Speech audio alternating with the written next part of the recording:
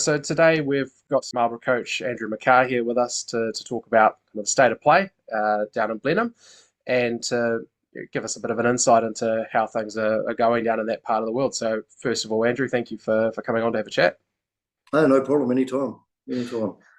So let's start by looking backwards to last season. There were pretty heavy losses in elimination games to both Nelson and Canterbury Country, and probably a little bit disappointing with both bat and ball, but particularly kind of letting runs, kind of not being able to stem the flow. I imagine the bowlers not being able to get the job done would have been a bit frustrating. And then, Chapel Cup as well, I imagine was pretty disappointing with the outcomes there. So, how do you kind of reflect on that season that's been?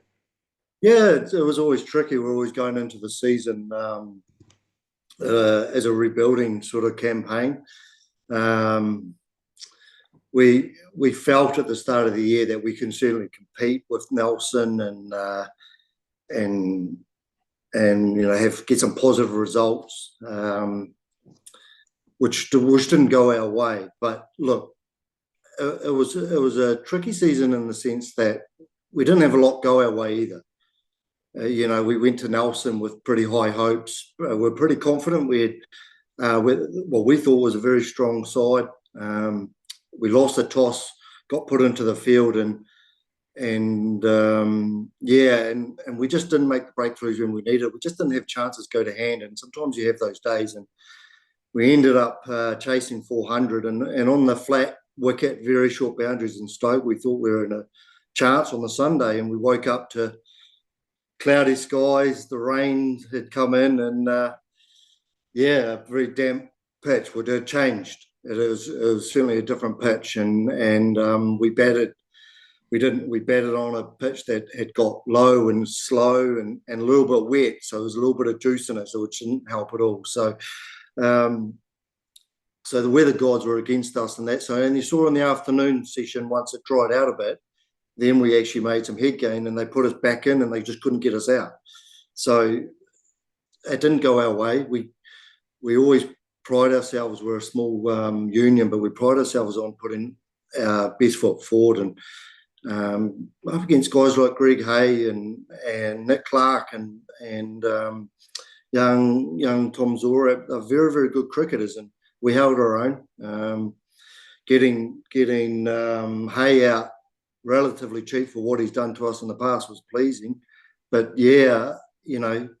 things just didn't go our way, and they punished us, knocked us over, and unfortunately we didn't recover. So that was a bit disappointing. Canterbury Country at home, we were in a good spot. We were in a very, very good spot at the start. Corey Bovey batted very well. Matthew Stretch batted very, very well. I was happy to be able to chip in some runs myself, but it just wasn't enough on a Blenheim wicket that was very, very flat. And yet again, we're up against first-class bowling attack and a very, very good batting lineup. And they have been for years, and they continue to be. And we couldn't stop the flow of runs on a very flat deck. And they're a very good unit. And our young guys will learn, and they'll take a lot from the game. And they'll take a lot from what it means to be a Hawke Cup player, which we don't. A lot of the young guys play a lot of T20s and 50, 40 over games, but not fielding 100 overs like we did Nelson and, 95 overs and all that sort of stuff. So they'll take a lot from that. So, yeah. You sound like a true batsman talking there. With the Nelson game, it was flat deck the first day when you had to stand in the field, and then it was seaming all over the place when you got a first baller the next morning, eh? Yeah, absolutely. Yeah, it was a minefield, that's for sure. And then that kind of Chapel Cup campaign as well, I imagine, when you're in that situation and you have, a bad result first up, it's a pretty tight kind of time frame to get things right to bounce back from that. Yeah, preparation just wasn't right. We hadn't played good enough cricket. We're missing some key players for that campaign. We had our opening seam bowler sort of catch COVID a few days beforehand, so he couldn't travel. We just had things not, and we took a lot of young guys, and it was going to be a learning experience. We knew it was going to be tough, and the first day against Wanganui was a showcase of that, where young Greg Smith batted very, very well, but we didn't put enough runs on to put any pressure on. So they were good pitches, no complaints there whatsoever. We just didn't have the right preparation going into it, and it took a lot of the guys by surprise. The level difference from our club to sort of a Hawke Cup level, and it opened a few of the young guys' eyes just to know the massive difference. Some of them go well at club, and then the massive step up to sort of Hawke Cup level is huge, and some of them just didn't respond well enough to it. And as a team on the first day, we didn't. So we're positive the second and third. Look, we certainly didn't. We didn't embarrass ourselves by any means. We thought we were in a chance with the second and third game, but the first day certainly Wanganui, a very, very good Wanganui side, very, very positive side, and they were great to play. I did spend a couple of seasons with Wanganui, and some of the guys are still there, and it was good to catch up and have a cat. But they were a very, very positive and very good side, good Wanganui side. Mm. So looking forward from that season, how do you kind of see the team measuring up heading into the summer, and what are your kind of goals with the side? Do you think you're in a stronger spot coming into this year? Yeah, I think we will be in a stronger side so long as we can hold on to a few of our older guys. They come back for another sort of year, and a lot of those younger guys grow in another year, know the expectations, what it takes to be a Hawke Cup player, and we'll be able to grow from there, and it's only going to be positive. We've got a great young batch of kids coming through, but they are still kids. So the best Hawke Cup sides, dominantly have a lot of senior players. The history of us winning the Hawke Cup, most of the sides are 90% senior players. So you have a scatter of the young guys. At the moment, we're probably the other way around. We're 80% young guys with 20% of the older guys. So this year, these younger guys have had another year under the belt. So we're going very, very positive. We're going to start our pre-season in August, and go from there. The planning started the last week of last season for the next season. So we're already in discussions with players. With discussions with guys that used to play for Marlborough and maybe want to come back and contribute some more to the province. So we've only got positive things. Yeah. Hope that Yeah. doesn't mean you're dragging Greg Stretch out for one more season. No. I'd find that very, very difficult. I think he'd love to have another crack, but no, the manager role is where he's at. So. And when you do look back on those couple of recent successful Marlborough sides, you were in the one that took the cup off Otago country about 13, 14 years ago, and the Yeah. side in the 90s as well. Both of those occasions, you had that kind of group of players that have been there, 4 or 5 years, and you did still have the odd rep guy like a Diamante coming back into the frame, but it is kind of evident that it's critical to have a strong group of players that stick around together for a few years. So if you're at the start of that cycle, then potentially what you're saying is there's rewards to be reaped over the next 2 or 3 years as those guys kind of settle into the side. Yeah, absolutely. Like we're a small association, so you go from the peaks to the sort of the troughs, and you got to rebuild. We don't have the great stem of sort of superstars coming through. We get cherry picked. Some of the guys that at that higher level see greater pastures, whether it's down in Canterbury or Manawatu. So we do struggle to hold on to some of the elite guys. But we do have to go through rebuilding stages, and this is where we're at. We're at a rebuilding stage.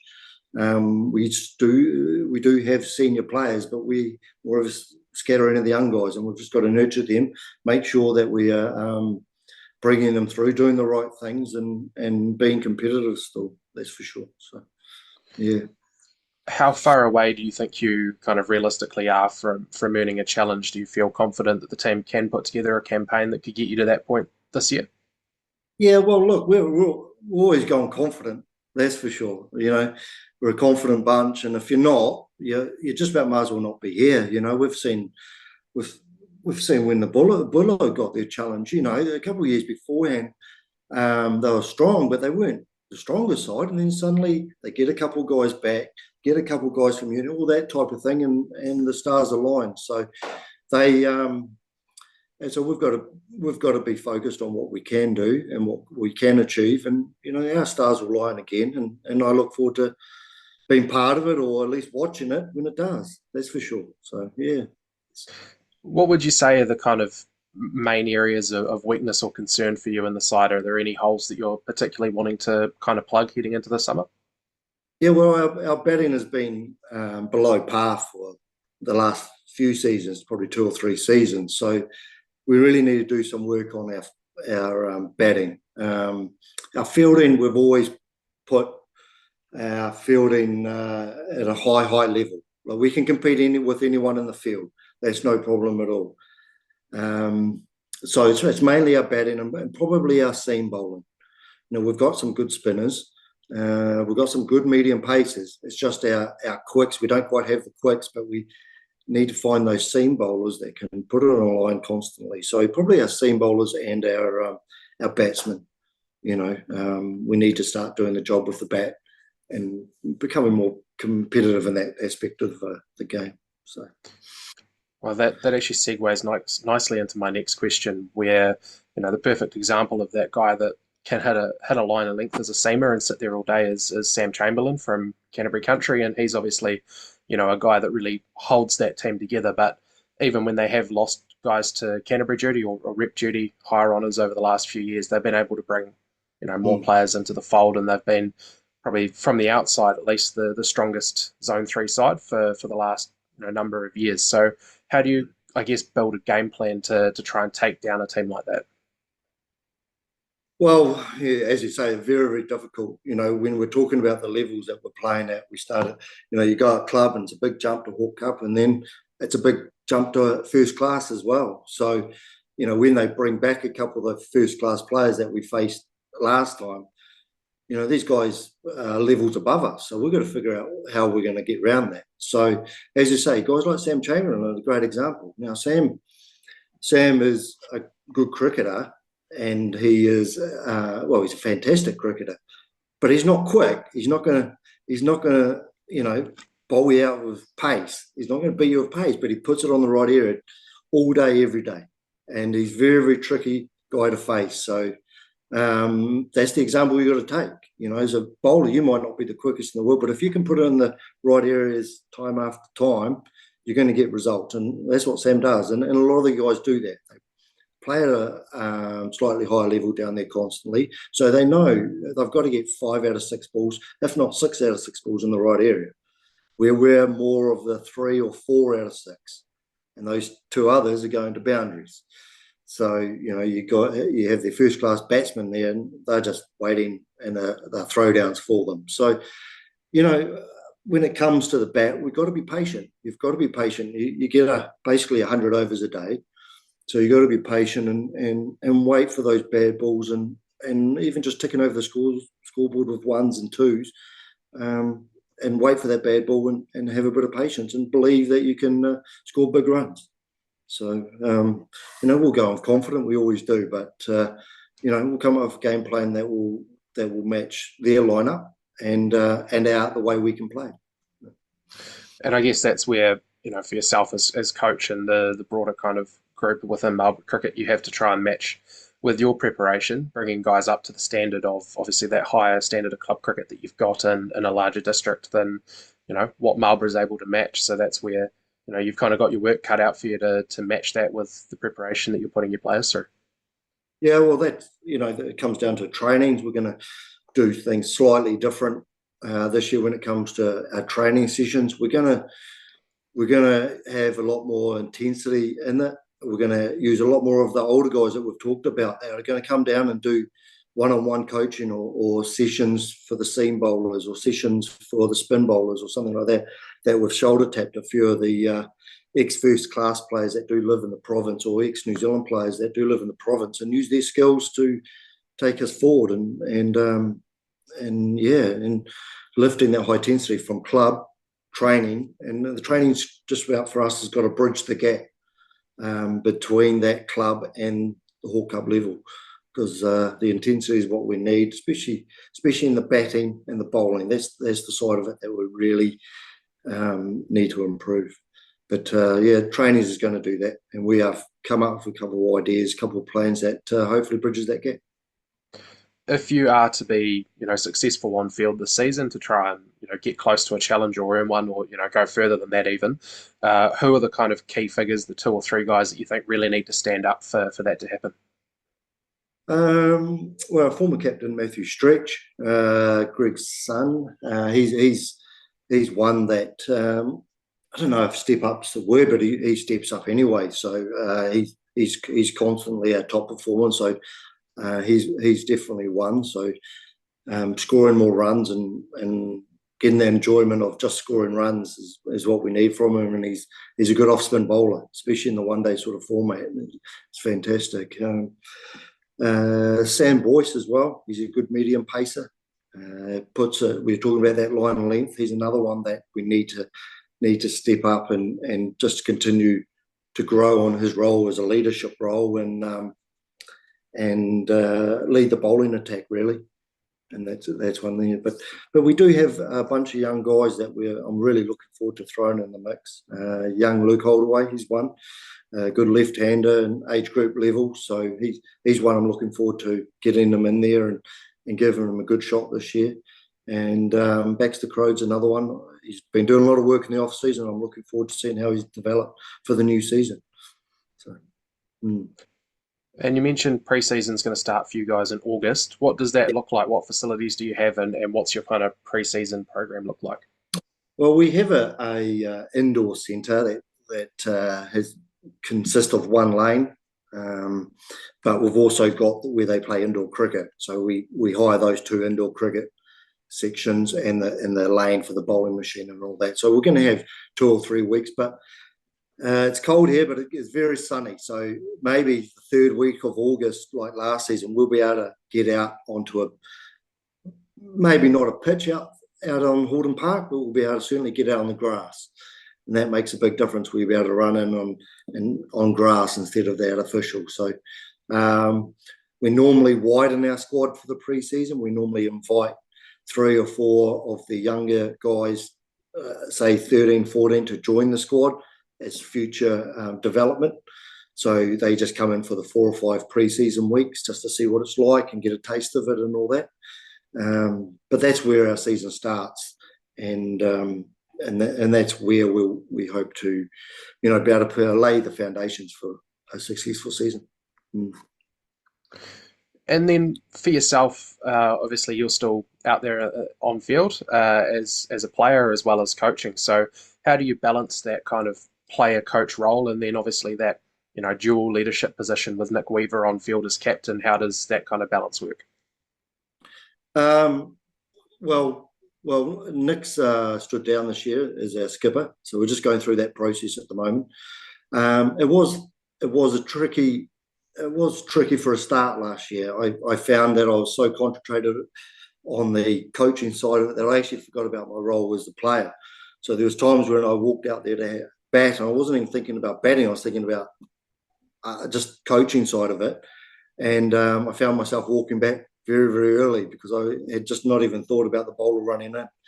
So it took a little bit to settle in, but I certainly found my feet by the end of the season, and I could pass roles on to Mike Crowe, the manager, and senior players that I didn't need to take care of, and that helped me prepare for this. Yeah, as I said earlier, I'll have a lot more assistance when it comes to using the older guys in the region, be able to do some coaching and spend some time with the squad while I prepare myself. So it can be tricky, that's for sure, but it's just how you manage it, and you've just got to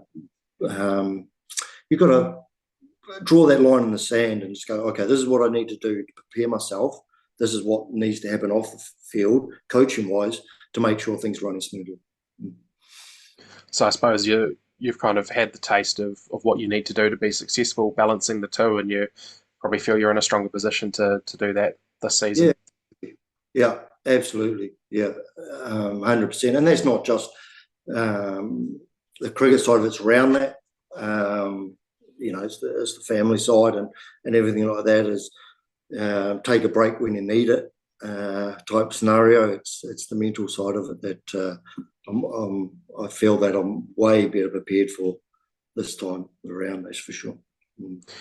And with that vacant captain's role, do you kind of have an idea in mind of who that's going to be? We're just working through that process at the moment. It's something that Jared Inglefield, Ed Kahuli, Greg Stretch, the TCC are working through at the moment. The best way forward, and to find out what that is, and we're working on all that at the moment. Mm. And then, you were part of that group, as we mentioned, that has won the cup before. Yep. What would it mean to you to be able to get your team through to a challenge or even, win the cup again? Oh, it mean everything. I mean, that's why we play the game. It's the celebrations after that win that I've got friends for life in that team, and it's something that's very, very special to me. The 2011 team, and we talk about it to this day. I mean, it was the winning and the defence was. I haven't seen Horton Park that full since Central Districts used to bring some games down here in the late 90s. Now, and just to have my family on the sideline watching with friends and everyone there, and the embankment's full watching us defend it against Hawke's Bay and everything like that. It just meant the world. You could carry the trophy around and show it to guys that have never seen it, but they've played cricket for a long time. So, yeah, no, it'd be amazing. And the challenge is one thing. And if we could get the team back there, it'd be great. But to actually win it would be phenomenal. Yeah, absolutely. Like every cricket at this level. I mean, that's our goal.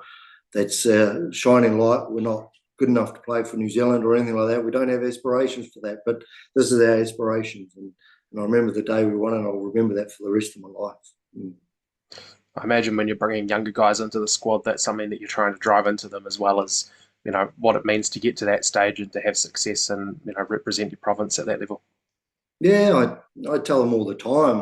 I'm sick of me telling them, I reckon, eh?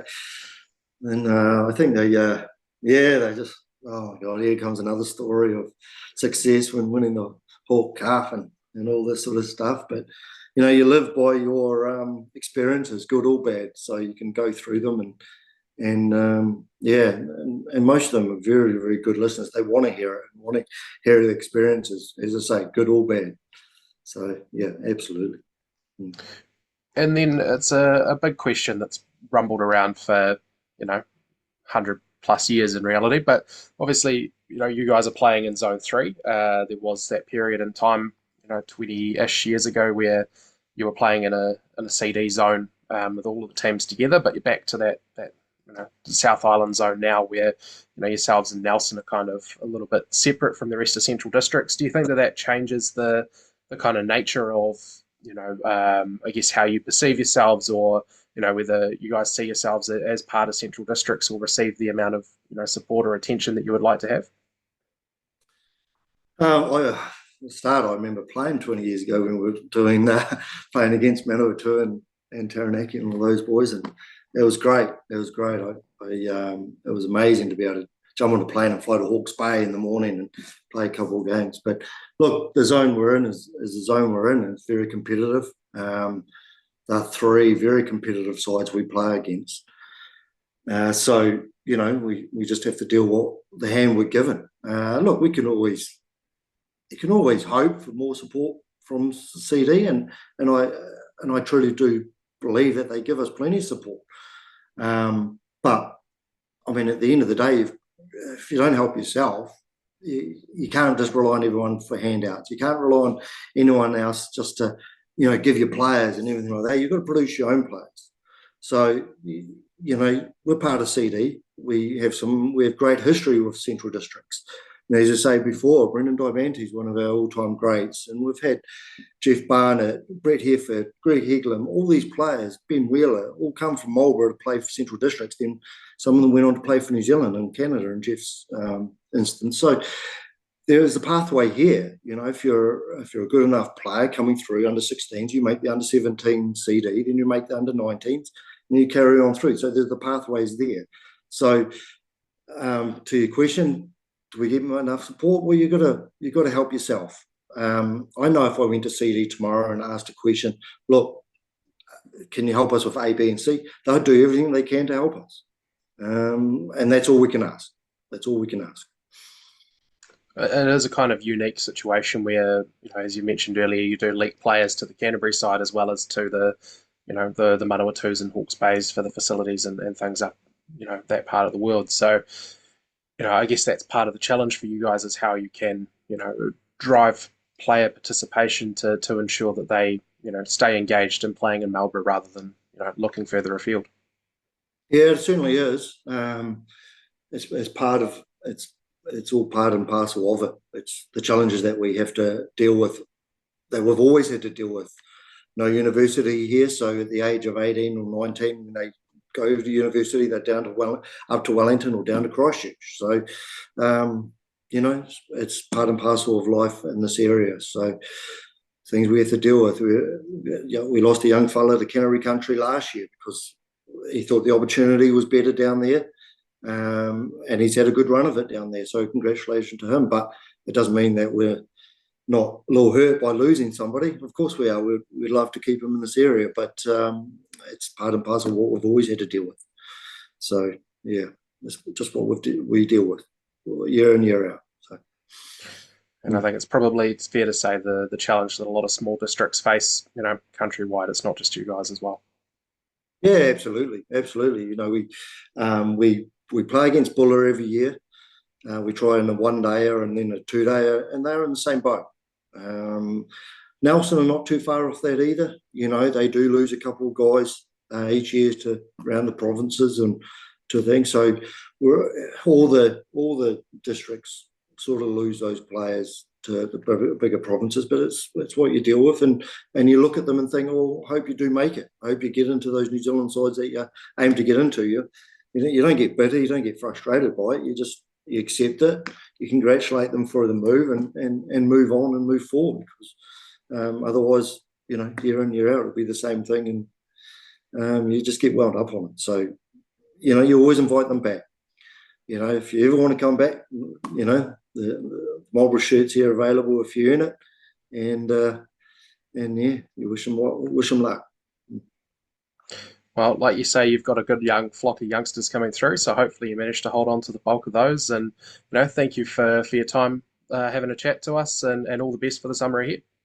No problem at all. Thanks for the phone call, and anytime, happy to chat at any stage. Cool. I will turn off our recording.